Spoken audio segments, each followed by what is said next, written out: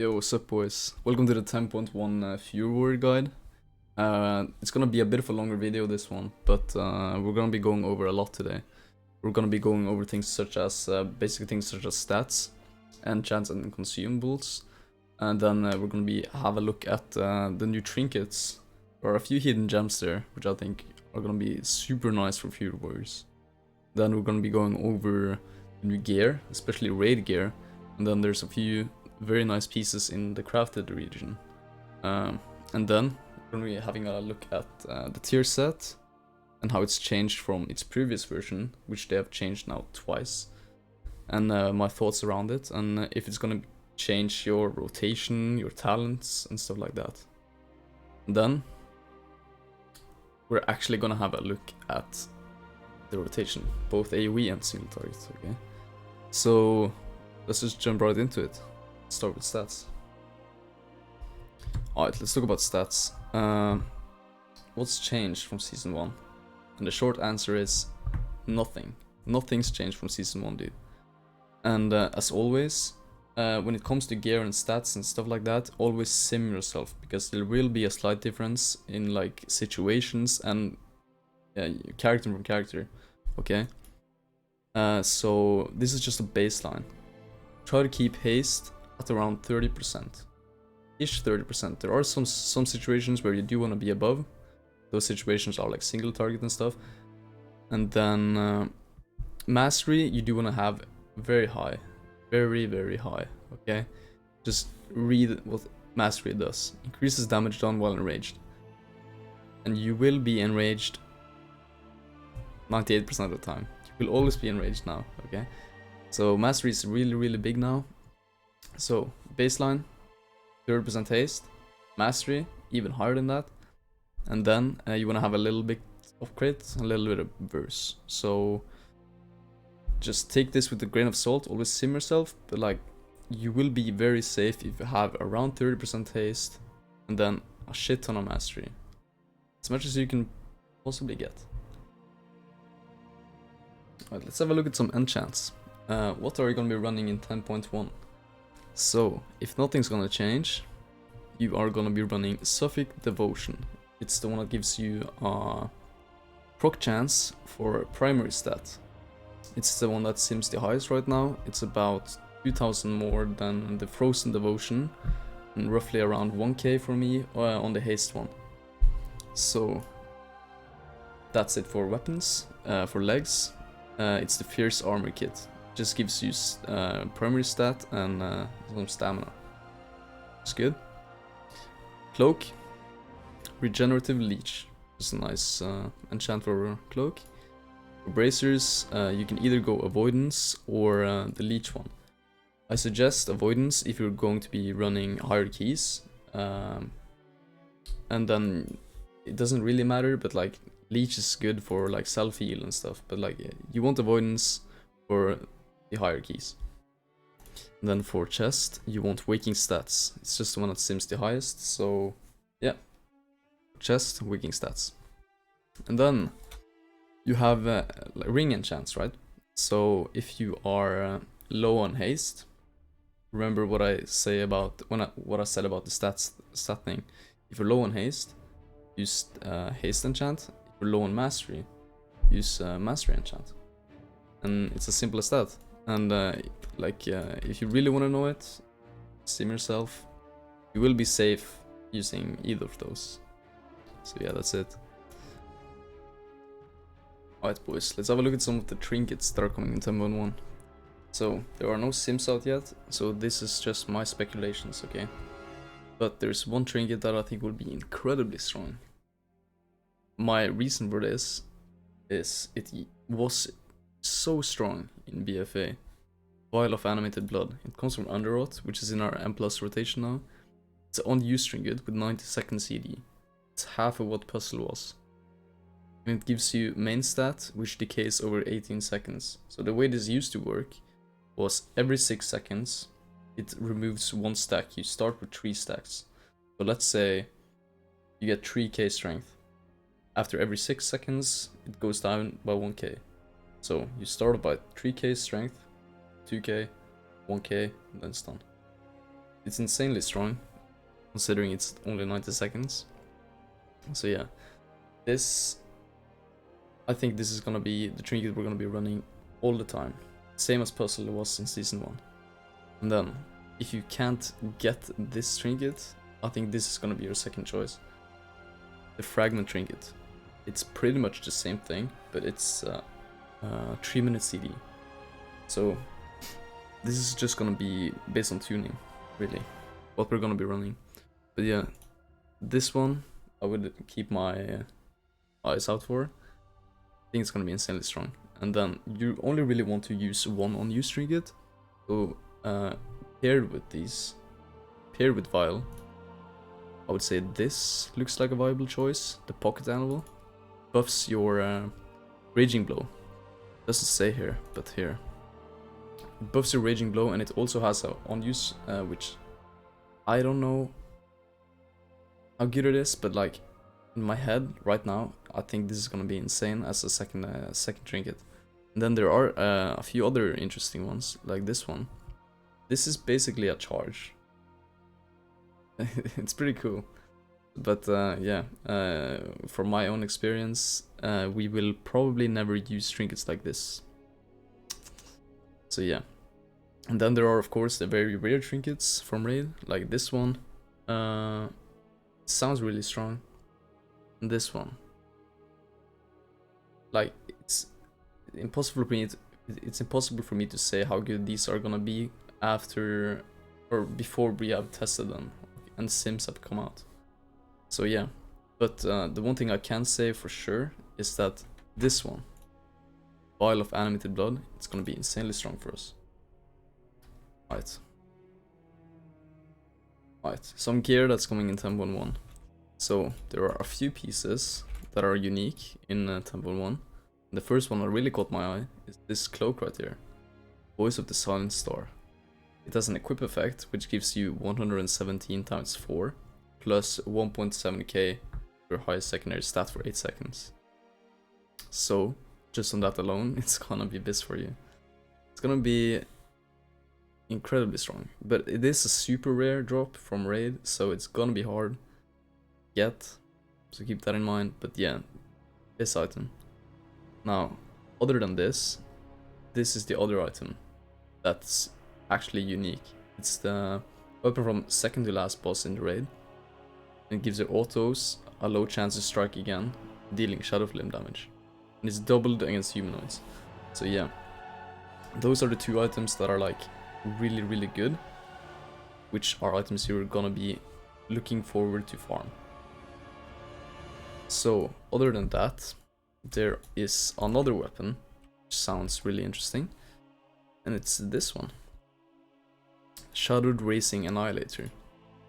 It doesn't have base stats, but it does have an unused effect where you don't really, it doesn't take away anything for having an unused effect. So, it's just gonna be like, if I had to guess, this is gonna be your base up until you get that other weapon that we just looked at. So yeah, and on now that we're on crafted items, if I had to guess, you are probably gonna be still running Elemental Lariat. It's just so strong. This is what you're gonna be running. And as your second embellishment, you're gonna be running Frostfire Legards of Preparation for M+. It gives you pretty much 1.2k haste every pack for 10 seconds. Yeah, incredibly strong. And for single target or raid, this is what you're most likely gonna be running. Let me find it. This one, the wrist. So it gives you 200-ish verse.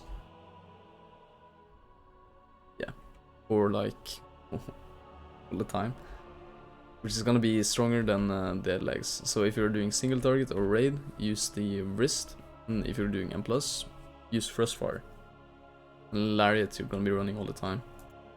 So yeah, those are the cool unique items: cloak, weapon, crafted weapon, Frostfire, Lariat, and the wrist ones. Now keep in mind, you will be able to upgrade this to 447, I think. So yeah, incredibly strong. Alright boys, let's have a look at the tier set. So for Fear Warriors, your 2 set is gonna be Rampage damage and critical strike chance increased by 10%. So there are sims for this, and just the 2 set alone, it's around a 7% damage increase, which is already stronger than our entire tier set from season 1. So am I happy with this? Yes, I'm happy with this. And for 4 set, Rampage causes your next Bloodthirst to have a 10% increased chance, no, crit chance, deal 25% increased damage and generate 2 additional rage, stacking up to 10 times. Now, how strong is this percentage based? It's around 6%, 6 to 7%. So overall, our Fury tier set is gonna give us 14 additional percent damage increase, which is slightly above average when it comes to the percentages from tier sets, like compared to all classes. So am I happy with this? Yes and no. Why am I not that happy with this tier set? And the reason is for this is like, what does it change for us really when you think about rotation stuff? Absolutely nothing, bro. It changes nothing. So we are gonna be like, our playstyle is gonna be identical to season 1. That's why I'm a bit bummed out, because we used to have a really cool tier set where it changed our playstyle. So yeah, but yeah, this is how it is right now. It's really strong, but it's just boring. That's it. Alright boys, let's have a look at the talents. So, there will be a string to these talents in the description, so that's where you will find these talents. But the left side of the tree, what are we running? We are still running the same talents as before. We are running Roar with both nodes under. We are running Armor to the Teeth, Avatar, and Berserker's Torment. They're incredibly strong for us, and they probably will be for a long time. So yeah, what can we change on the left side here? You can take out Stormbolt if you don't need a stun. You can take out Shout if you don't need a Fear. Now what can you put these talents into? You can put it into Overwhelming Rage. Just stack more rage, right? It makes it easier for you to press Rampage. Seismic Reverb or more Whirlwind damage. And if you need defensives, maybe get Bitter Immunity, right? You need Utility, you can get Intervene. If you're in Raid, for example, get Inspiring Presence, makes your rally stronger. You need a Fear Immunity, get Berserker's Rage. So yeah, stuff like that, right?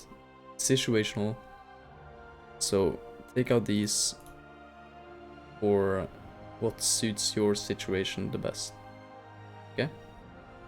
So, on the right side here, what's changed? It's pretty much the same as we are used to, but there's 2 changes. I took out Sudden Death and Ashen Juggernaut. Less execute damage, but now you have Cold Steel, Hot Blood, and Bloodborne. And what does this do?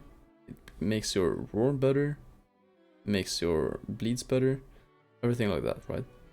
So why are we now using Cold Steel Hot Blood? Simply because of our tier set.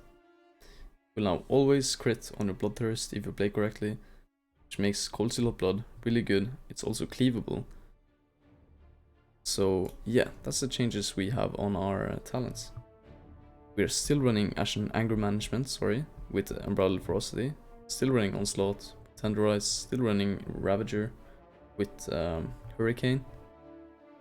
Sorry, my camera is blocking. There you go, right? So yeah, that's that, bro. Right, that's the talents really.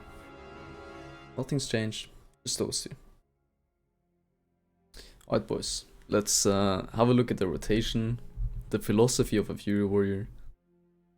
How is our playstyle? Has it changed any? Why are we doing these things? Okay, so what's a Fury Warrior supposed to do? What's their main goal? Now, it's one big key point, and it's get as much rage as you can and dump it into Rampage. Now there's two reasons for this now in 10.1. It's because of our tier set. For each Rampage you do, you get one stack of the Bloodthirst thingy, and because we are still running Anger Management. It reduces your CD on Recklessness and Ravager. So, just keep in mind, always spend your rage on Rampage. That's the big part of Fury Warrior. It's the main thing. Okay, so let's go over something very important when you're about to use your major CDs. Now, what are your major CDs? It's your Roar. Thunderous Roar. Now, what's important before you press Thunderous Roar? There are three things, or actually four. You want to always be enraged. Now, how do you get enraged? You get enraged by pressing your Rampage. So, always have enraged up before using your major CDs. Roar. Now, what else is important? If you can, which you should almost always be able to do, have Avatar and Recklessness up before you use it. Now, what's the fourth thing? Your Ravager. You want to have Hurricane up and running at 6 stacks before using it. So now, a normal Roar would do way less damage than a Roar that's buffed by Hurricane, Avatar, and Recklessness. And Enrage. So, that's just something to keep in mind. And it's kind of important because it's one for major CDs. Okay? Nice. Okay. So, there are a few macros I want you guys to have. It's a very simple Avatar and Recklessness macro. Just makes it one less button to click in your opener. It's very useful. Now, why do you want to have this macro? Because you want to cast Avatar before your Wreck. Why? Because you simply gain 8 more seconds of your Avatar if you cast Avatar before Wreck. And that's that. I don't know why it is like this, but it is. So, what's the other macro? It's a cast at cursor for your Ravager. So, if my cursor is here on the pack, and I press my Ravager, that's where it's gonna land, in one button. So, two useful macros I use to just make my life as a Fury Warrior way easier. Okay, there's one more thing I want to cover before I go into your opener, and it's while you're charging, make sure you whirlwind during your charge. This might look small, but it actually saves you quite a lot of damage. Now see, I'm gonna charge now, but I'm gonna press whirlwind exactly the same time as I charge, or a millisecond after. Charge whirlwind. You see, you save a GCD by doing this. Charging, and it gives you whirlwind stacks before you even enter the pack. Super important.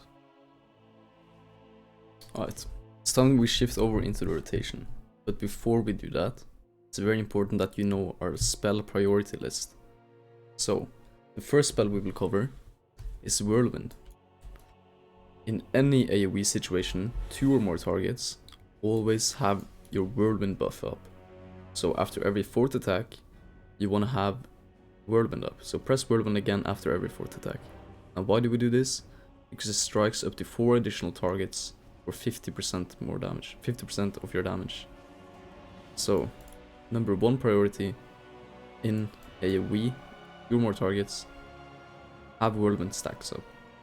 So, after that, Rampage, number 1 priority, always use Rampage if you can. Onslaught, 2nd priority, Execute, if that's up. Now, 4th is Raging Blow. That's our priority list. And that's mostly our rotation as well. Rampage whenever you can, Onslaught, Execute, Raging Blow, Whirlwind if you don't have it up in AoE situations. Right boys, let's now go over our opener. Oh, how does our opener look like? Before you do anything, you want to throw your Ravager onto the pack. Second, you want to use your avatar Recklessness macro, and then charge Whirlwind into the pack. Whirlwind during your charge. Now, at this point, you should have 80 plus Rage, and then you instantly Rampage. Now after that, you still have Whirlwind stacks, so use Onslaught. Now you should have 80 Rage again, use Rampage, and then use your Roar. Why do you use your Roar now? Because it's gone like 3-4 seconds, and your Hurricane stacks should be at around 6. And after this, you continue your rotation or your priority list, right? If you don't have Whirlwind stacks up, use Whirlwind. If you can Rampage, use Rampage. If Onslaught is up, use Onslaught. And you can't use Rampage, right? Use Onslaught. If Onslaught isn't up, use Execute if that is up. But if not, use Raging Blow. Raging Blow, Raging Blow. If you can Rampage, Rampage. In Onslaught and Raging and Rampage isn't available. You see where I'm going with this? And then, for your CDs after this, your CDs should, or Recklessness and Ravager should have a 35-ish second, maybe 40 if you do a simple mistake here and there, which everyone does, right? Use them on CD unless the pack is about to die, right? So that's pretty much it. Alright, I will now do the opener so you can actually see how it looks like.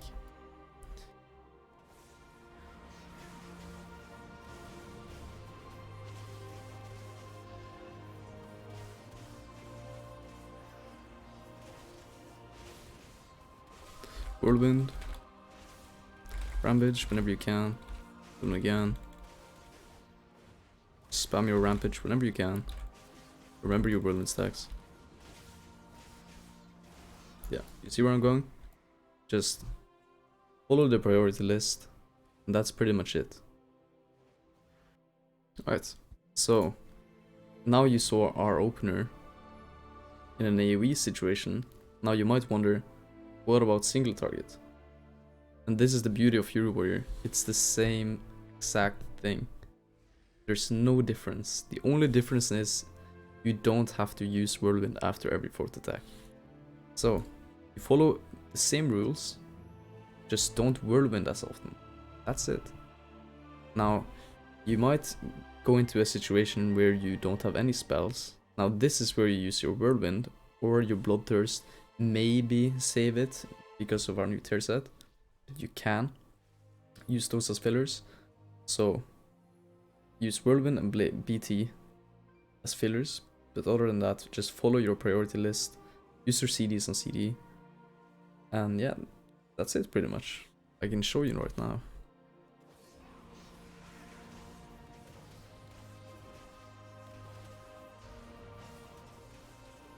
See, I don't have to use Whirlwind. Because why? I can actually look at how fast I can get my record now.